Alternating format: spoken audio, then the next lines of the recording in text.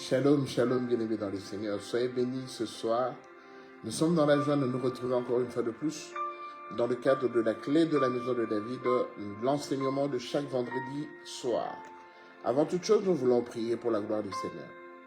Tendre Père, nous bénissons ton nom parce que tu es le Dieu Tout-Puissant.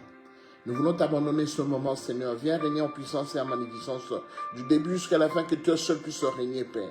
Que nous puissions disparaître et que toi tu puisses accroître, Seigneur, afin que tout ce que nous allons faire, nous allons dire en ce lieu, nous puissions glorifier ton seul et uniquement, Seigneur.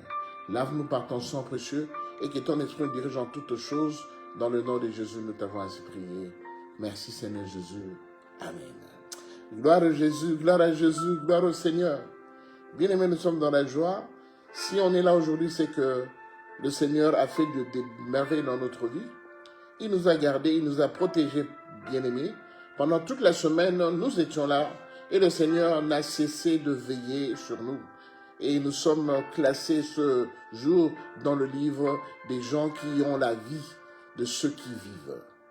Que le Seigneur soit béni, que le Seigneur soit glorifié. Bien-aimés dans le Seigneur nous envoie, nous donne un message dans le livre de Amos, chapitre 3, le verset 3. Amos, chapitre 3, le verset 3. La Bible nous dit ceci. Amos 3, 3. Deux hommes marchent-ils ensemble sans en être convenus? Est-ce que deux personnes peuvent marcher ensemble, je paraphrase, sans qu'ils se mettent d'accord? Est-ce que deux personnes peuvent évoluer, faire des choses ensemble, sans pour autant qu'ils soient au même niveau de compréhension, au même diapason, comme on dit dans le monde? Deux personnes ne peuvent pas marcher ensemble sans qu'ils se mettent d'accord. En fait, si on n'est pas d'accord avec un partenaire, on ne peut pas évoluer ensemble. On ne peut pas faire des affaires avec quelqu'un avec qui on ne s'entend pas sur les principes, les modalités de business. On ne peut pas vivre dans un couple si l'homme et la femme ne s'entendent pas. On ne peut pas travailler pour un patron auprès de pour lequel on ne s'entend pas par rapport aux clauses ainsi qu'aux modalités du contrat. Deux personnes, quand ils ne se sont pas mis d'accord, ils ne peuvent pas évoluer ensemble. Et le Seigneur nous a interpellés par rapport à ça. Bien-aimé, comment veux-tu que si deux hommes s'entendent, discutent, parlent ensemble, tout ça, et qu'ils se comprennent, comment voulez-vous que Dieu, qui est notre Père spirituel, que Dieu, qui est celui qui veille sur nous, si on a le droit de vie aujourd'hui ou de mort, c'est parce que lui, il existe. Alors, comment veux-tu que si Dieu te demande quelque chose, ou bien Dieu veut collaborer avec toi, et que tu ne t'entendes pas avec Dieu, c'est dangereux. Parce que la personne avec qui je vis ensemble, que je vois tous les jours, avec qui on discute, c'est quelqu'un que je vois. Mais Dieu, c'est un être suprême et spirituel que je ne vois pas. Alors, comment peux-tu dire que je suis d'accord avec ma femme, je suis d'accord avec mon patron, je suis d'accord avec mon partenaire, et ne pas être d'accord avec Dieu, ce grand être suprême que tu ne vois pas?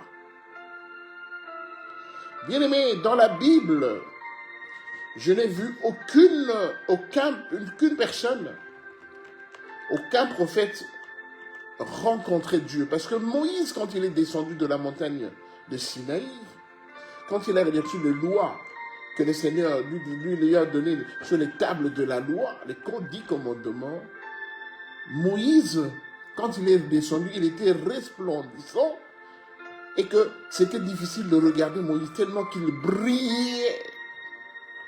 Et Moïse a dit qu'en fait, il a rencontré Dieu. Mais Moïse ne savait pas regarder Dieu dans les yeux, parce que Dieu, c'est un être tellement supérieur, suprême, que c'est pratiquement impossible de le regarder dans les yeux. Bien-aimés, parmi tous les prophètes, les prophètes, les grands prophètes bien-aimés de l'Ancien Testament, personne n'avait rencontré Dieu face à face. Ils ont senti la présence de Dieu. Dieu leur a parlé. Ils ont écouté la voix de Dieu. Mais ils n'ont pas regardé Dieu. Ils n'ont pas vu Dieu. Parce que Dieu, on ne peut pas le voir. On ne peut pas voir Dieu. Parce que c'est un être qu'on ne peut pas regarder. Et ce grand être-là qui te dit, je veux me mettre d'accord avec toi, est-ce que toi, tu as le droit de refuser? Parce que bien aimé, sachez que ce n'est pas nous qui l'avons appelé, c'est lui qui nous a appelés. Je vais donner un exemple.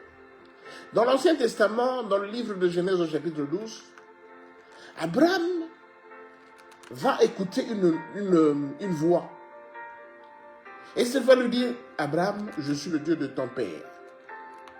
Je suis le Dieu qui veille sur toi. Je te demande de me suivre. Je vais te conduire dans un endroit où je veux que tu puisses évoluer.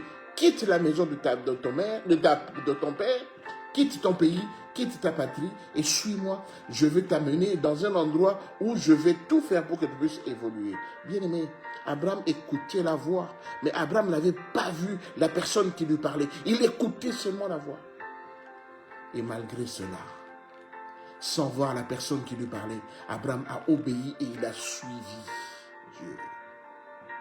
Bien aimé, Dieu, on ne le voit pas, mais Dieu, on se met d'accord. Ça dit qu'en fait, on ne peut pas se mettre d'accord avec Dieu. Quand Dieu te choisit, quand Dieu te pointe, d'office, tout ce qu'il te propose, tu suis et tu acceptes. Dans le livre d'Exode, au chapitre 10, au chapitre 3, Exode, au chapitre 3, Moïse, qui est en train de paître le troupeau de son beau-père, il va vite voir un buisson devant lui, et le buisson commençait à prendre feu. Mais il prenait feu, mais il ne se consumait pas. Alors Moïse a dit non, ça doit être une vision. Que je puisse encore quitter ce lieu, frotter un peu mes yeux pour voir si cette vision est réelle. C'est à ce moment-là que Moïse va écouter la voix de Dieu. Il dit, Moïse, je suis le Dieu de ton père. Je suis le Dieu d'Abraham, d'Isaac et de Jacob. C'est moi Dieu. Et ôte tes chaussures, tes sandales. Parce que l'endroit sur lequel tu te trouves, c'est un endroit saint. Bien aimé, Moïse a eu tellement peur qu'il a obéi à la voix de Dieu. Et quand Moïse a commencé à parler avec cette voix, il voyait seulement le buisson se consumer. Mais le buisson prendre le feu, mais le buisson ne se consumait pas. Et la voix sortait de ce buisson. Et quand Dieu s'était présenté, et il a dit à Moïse, j'ai une mission pour toi. Tu vas aller délivrer mon peuple qui est en captivité en Égypte. Au verset 10, Dieu a dit à Moïse, maintenant va, je t'enverrai auprès de Pharaon et tu feras sortir d'Égypte mon peuple, les enfants d'Israël. Bien-aimé, Moïse n'avait pas essayé de négocier l'accord avec Dieu. Moïse, par rapport à tout ce qu'il avait vécu, tout ce que Dieu lui avait montré, qui il était, Moïse a accepté la mission. Moïse a accepté de collaborer avec Dieu. Bien-aimé dans la vie, si nous sommes aujourd'hui, nous manquons de beaucoup de choses, c'est parce que quelque part, Dieu nous a mis dans des conditions pour que nous puissions faire sa volonté, mais quelque part, c'est nous qui déclinons l'œuvre de Dieu. C'est nous qui déclinons l'invitation de Dieu. Deux personnes ne peuvent pas marcher ensemble sans qu'ils se soient mis d'accord. Et Dieu veut nous amener dans de grandes dimensions, mais si nous sommes en train d'être retardés aujourd'hui, c'est parce que quelque part, quand on lit par exemple dans le livre de Matthieu, le chapitre 8, le verset 21 jusqu'au verset 23, Dieu nous dira, ceux qui me disent Seigneur, Seigneur n'entreront tous pas dans le royaume des cieux, mais celui-là seul qui fait la volonté de mon Père qui est dans les cieux. Plusieurs me diront ce jour-là, Seigneur, n'ai-je pas prophétisé pour toi? N'ai-je pas amené des gens à la délivrance pour toi? N'ai-je pas, Seigneur, n'ai-je pas fait des miracles en ton nom? Mais le Seigneur leur dira au verset 23, il leur dira, je ne vous ai pas jamais connu, retirez-vous de moi, vous qui commettez l'iniquité. Dieu nous dira, je ne t'ai pas connu, retire-toi de moi. toi qui es faiseur d'iniquité, toi qui es faiseur, pratiquant des péchés, je ne t'ai pas connu. Bien-aimé, c'est ce qui nous arrivera. Aussi longtemps que nous ne voulons pas être mis d'accord avec Dieu, Dieu nous dira cela. Je ne t'ai pas connu. Je ne t'ai pas connu. Bien-aimé, le Seigneur nous demande de nous mettre d'accord avec lui. Bien-aimé, regarde bien dans ta vie. Si les choses n'évoluent pas aujourd'hui, regarde bien quelque part dans ta vie, tu es en désaccord avec le Seigneur. Tu montres que tu es avec lui. Tu montres que tu ne marches pas selon l'iniquité. Mais quelque part, revois-toi très bien. Tu vas te rendre compte qu'il y a des choses que tu fais. Il y a des pratiques que tu fais pour lesquelles le Seigneur n'est pas d'accord avec ça. Bien-aimé, l'intitulé de ce soir, c'est d'accord. Nous devons être d'accord. Quand on dit accord, c'est entre deux personnes. Et ici, il s'agit de Dieu et de nous. Je ne parle pas des païens, je parle des chrétiens. Beaucoup de serviteurs de Dieu, bien-aimés, ils risquent de se retrouver en dehors du paradis parce que Dieu leur dira, je ne vous ai jamais connus. Parce qu'ils n'ont jamais été d'accord avec Dieu. Bien-aimés, nous voulons être d'accord avec le Seigneur.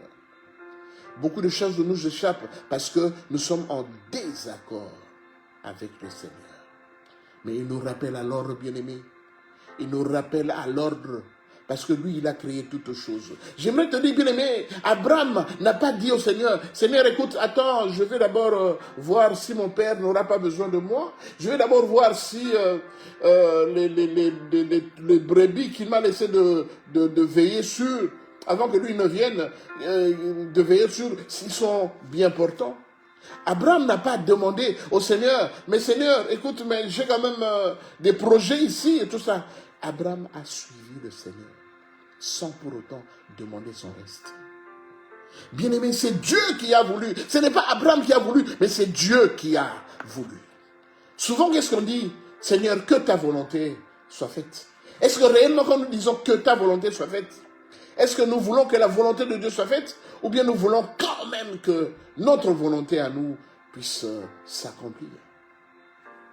Combien de fois, bien-aimé, tu as été tourmenté parce que tu étais entre deux positions, deux tendances. La tendance de Dieu qui t'a appelé par rapport à cette initiative et celle que toi tu préconises pour toi. Bien-aimé, le Seigneur a dit dans le livre de Jérémie, chapitre 31, du verset 31 jusqu'au verset 33, Dieu a dit, je ne serai plus à l'extérieur de l'homme, mais j'écrirai ma loi dans ton cœur. Je serai ton Dieu et tu seras mon peuple. Bien-aimé, Dieu n'est plus en dehors de nous. Dans l'Ancien Testament, bien-aimé, Dieu, le Saint-Esprit, se manifestait quand Dieu lui envoyait. Le Saint-Esprit était un missionnaire. Mais bien-aimé, depuis que Jésus est venu par la grâce, bien-aimé, dans la nouvelle alliance, le Saint-Esprit est en dedans de nous. Le Saint-Esprit, c'est Dieu, c'est la troisième personne en Dieu. C'est une partie de Dieu. C'est ainsi que, bien-aimé, Dieu est en nous, au travers du Saint-Esprit. Combien de fois le Saint-Esprit te dit, ne fais pas ça, ne fais pas ceci. Mais tu poses l'acte, et après tu te rends compte que tiens, tu te rends compte que le Saint-Esprit, il y a une voix intérieure qui t'interdisait de faire ce que tu as fait. Il y a une voix qui te disait de faire autre chose que ce que tu as fait. Bien-aimé, souvenez-vous de l'histoire de notre frère Jonas.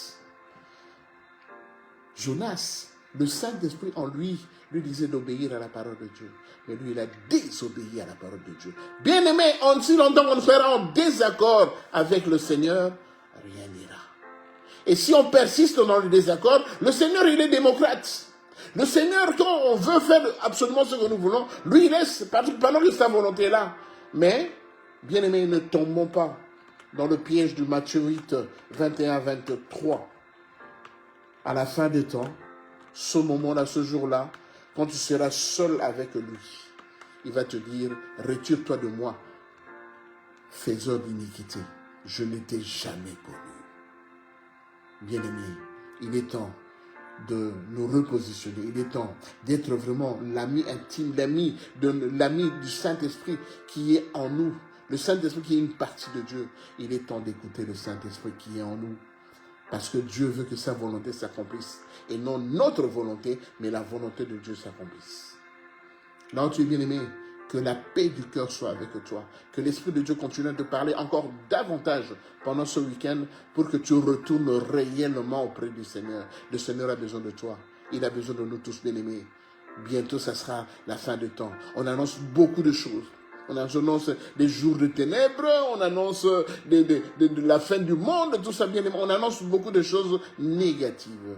Mais aussi longtemps que le Saint-Esprit qui est en toi, tu écouteras le Saint-Esprit, qui est la troisième personne en Dieu, eh bien, tu seras toujours en accord avec le Seigneur. L'ennemi veut nous éliminer, mais aussi longtemps que Dieu est en nous, bien-aimés, je suis sûr, et je suis sûr qu'on va résister, on va persister, jusqu'à ce que lui-même, le Seigneur, descende, bien-aimés. Par rapport à tous les événements qui vont arriver, bien-aimés, souvenez-vous des 70 semaines de Daniel, souvenez-vous, bien-aimés, de l'enlèvement, souvenez-vous, bien-aimés, de tout ce qui va arriver bientôt. Mais tenez bon. Tenez bon, nous sommes dans le bon, nous sommes avec le Seigneur, mais aussi longtemps que tu écouteras la voix du Saint-Esprit qui est en toi, tu seras parmi ceux qui vont faire la volonté de Dieu. Bien aimé, aujourd'hui, le Seigneur voulait que nous puissions discuter de l'accord. On doit être en accord avec le Seigneur, en harmonie avec le Seigneur, pour que nous ne puissions pas rater le coche. Pour que nous ne puissions pas rater. Bien aimé, il y a beaucoup de turbulences qui vont arriver. Mais aussi longtemps que nous serons d'accord avec le Seigneur, il n'y aura pas de danger. Il n'y aura pas de difficulté. Parce que c'est sa volonté qui s'accomplira. Parce qu'il est notre Père. Voilà, nous sommes arrivés à la fin de notre enseignement de ce soir. Que pendant ce week-end, que l'Esprit de Dieu puisse encore continuer à te parler, à t'enseigner. Parce que Dieu veut ton bien. Soyez bénis, bien-aimés, on a été dans la joie de passer ces quelques petites minutes avec vous dans le Seigneur et que la paix et la grâce du Seigneur soient avec vous.